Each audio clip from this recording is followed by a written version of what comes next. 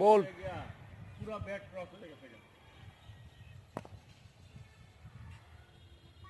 বলের এটা বুঝতে গো, এই যে পুরো ব্যাট ক্রস হয়ে গেছে, তুমি হাত নরম হয়ে লুজ হয়ে যাইতেছে। হ্যাঁ, এই যে পুরাটা ঘুরায় খেলছো, এই যে পা ঠিক নাই, পা ঠিক করা। হ্যাঁ হ্যাঁ রাইট, পা ঠিক না হইলে শট খেলতে পারবা না। হ্যাঁ, এই যে বেশি ক্রস হয়ে গেছে, তুমি শক্তি কমে গেছে গা পায়ে হাতে, মানে জোর নাই। সুন্দর হইতেছে না, দু তিনটা সুন্দর হয়েছে। হ্যাঁ, পরে পা যে এইভাবে জায়গা, পা বলের এইখানে থাকবে, এই বলের এই যে এই জায়গায় বল, মানে পায়ের এই ভিতর এখানে বল থাকবো না, এখানে থাকবো বল। বলটাকে পায়ের উপরে নিয়ে খেলতে হইব, যাতে মানে বলের উপরে থাকবে পা, কারণ বলের লাইনে বল মিস করলে পায়ে লাগলে ও যাতে সেভ।